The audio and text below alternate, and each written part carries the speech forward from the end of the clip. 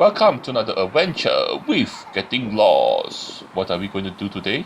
We're going to do part 2 of our adventure here at Marina Bay.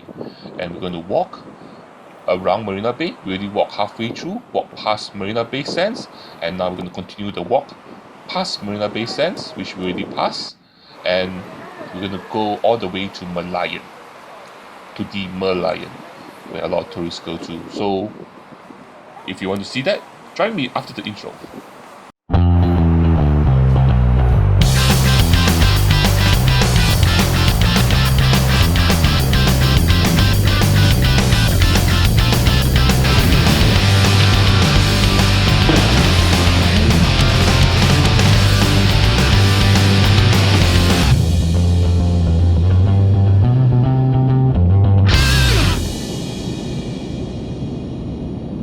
Welcome back, and we are going to continue our journey around Marina Bay, and right beside the Marina Bay Sands is this bridge called the Helix Bridge, or also can be known as the Double Helix Bridge, which is a pedestrian bridge linking Marina Center to Marina South.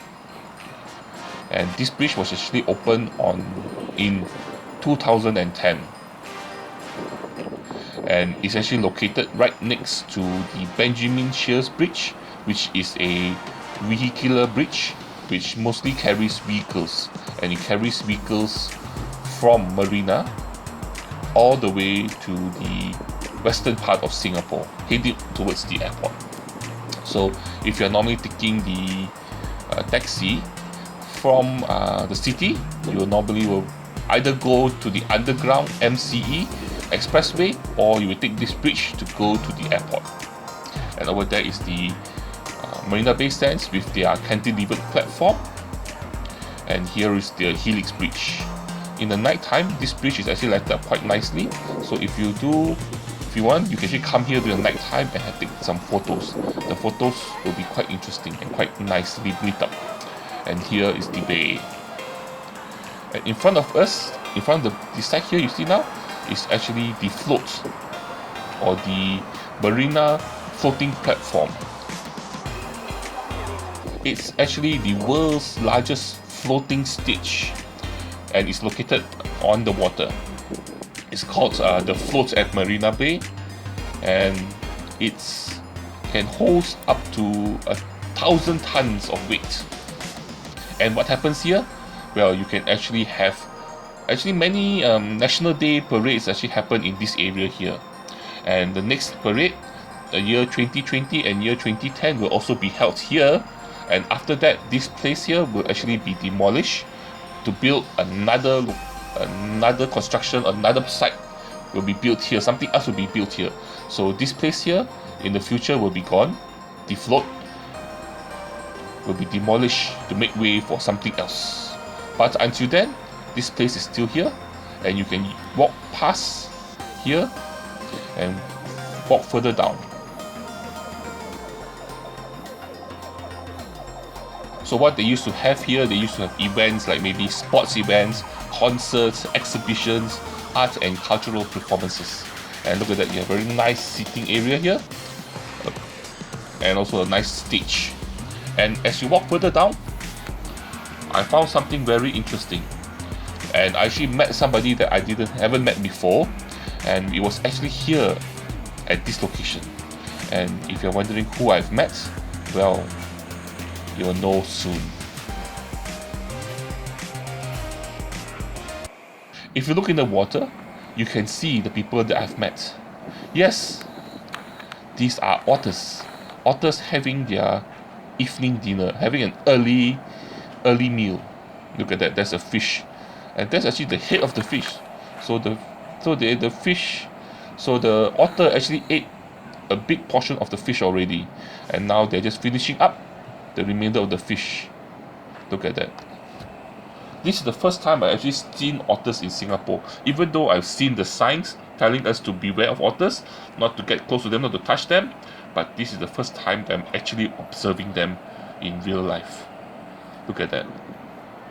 Look at that, they're eating a fish. And there's two of them. There's one over there here. and this otter is swimming here to actually join the other otter. There are normally 4 species of otters that you can actually find in Asia, and you can find it all the way up to northern Japan. And the 2 species that are in Singapore or spotted in Singapore are the smooth-coated otter and the small clawed otter. The smooth-coated otter is believed to be residents of the Sungai Buloh Wetland Reserve, and the small clawed otter can be found around Pulau Tukong. And interestingly, the species that you normally see around Singapore nowadays are believed to be a unique union or hybrid of both populations. But the otter population in Singapore was initially thought to be extinct in the 1960s and the 1970s, but sightings in the 1990s in Sungai Buloh wetlands and now all over Singapore showed that they actually had returned to Singapore, and they were believed to have came or swam across the straits of the Johor Straits from Malaysia to the northern side of Singapore in around 1998 and decided to make Singapore home. So one of the interesting stories we have about otters is that they actually have a population, a family near Sentosa, and in Sentosa there are a lot of big mansions with big ponds, and some of those ponds rich tycoons used to rear koi, and koi is actually an expensive fish. So what happens was these otters or their relatives actually went to these ponds and actually ate the expensive kois. So nowadays, if you want to rear big fish, you make sure you need to protect your fish, because if not, they'll be eaten by otters. As the otters swim away, so we must move away from here, because I think what happened was there was a crowd gathering near the otters, so the otters felt shy, camera shy. Maybe they have the celebrity syndrome where they are afraid of people, so afraid of their fans, so they actually swam away. So we're going to continue our walk here, and like I say, this place here, a very Instagrammable location for you to take photos. So if you do come here, this side here, also a very good place for you to take a photo. Look at that, the cityscape here, and then with the bridge, beautiful. And of course the tongkang or the bumboats going by slowly. And we'll continue walking down here. On my right here is actually the Esplanade or Theatres on the Bay, which is actually a performing arts center located in this area here, downtown core at the mouth of the Singapore River. So it's basically a concert hall with a capacity of maybe around 1,600 or 2,000 people. So you can actually have concerts here. So this is one of the locations for concerts, and right next to it is this place here, which is the bridge, or what you can call the Jubilee Bridge.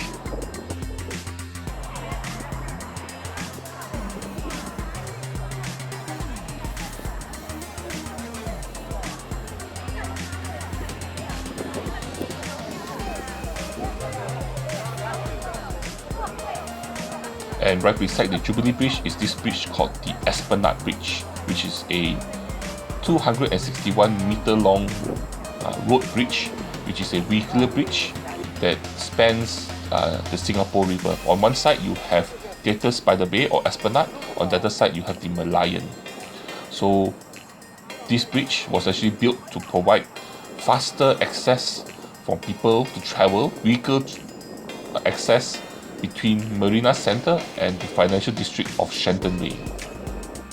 So in the past, if you wanted to go across, you need to go further down. Now with this bridge, you don't have to travel further down, and the bridge was actually completed in 1997. And the bridge we're on now is actually the Jubilee Bridge, which is actually a bridge right next to the Esplanade Bridge, and this was actually created or made as a pedestrian bridge to ease the pedestrian traffic on the Esplanade Bridge, and it gives you easier access pedestrian access from Marina area to the Shenton Way area, and it brings you right up here, right next to the Merlion. And this brings us finally to the Merlion, which you see right in front of you now. So the Merlion is the official mascot of Singapore, and it is a mythical creature with a lion head and the body of a fish. And being of prominent symbolic nature to Singapore and Singaporeans in general, it is widely used to represent the Singapore, the city-state and the people in things like the sports team, advertising, branding, tourism. So you can see this logo all around Singapore. So the Merlion comes in a combination of two words, Mer meaning sea and then lion meaning a lion. And the fish body represents Singapore's origin as a fishing village when it was called Temasek, which means sea town in Japanese. And then the lion head represents Singapore's original name, which is Singapura or Lion City. And it's also important to note that even though it's a mythical creature, it never really existed and is actually a creation of Singapore's tourism board and advertising. So even though you come here, you take picture with it, it doesn't really have any historical origin. But people still come here, people still take a lot of photographs, and this place is a very popular place for people to come and take photos. And there's nothing wrong with that. And if you want to come here, it's a very Instagrammable location, and you can go and take picture of I see what is very popular is, they take candid photos of the Merlion spitting the water into their mouth, or they are spitting water out of their mouth, those kind of photos. So if you want to come here, it's a very good place and the view is beautiful.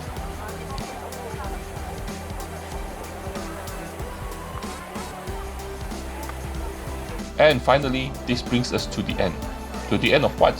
To the end to our adventure here at Marina Bay. Yes, we have walked all around the bay, and I've shown you all the nice locations where you can take photos, and you can plan, what are photos you to take here. You don't have to be surprised and figure out here. You can actually make a plan. And Marina Bay here is a very beautiful place. Lots of tourists come here, so lots of photo opportunities too. So come here, enjoy a nice walk, and don't forget to help me by liking my video, sharing my video, and also subscribing to my channel. And lastly, but the most important thing, the thing that you have to do is to join me for my next adventure. I will see you there. Bye bye.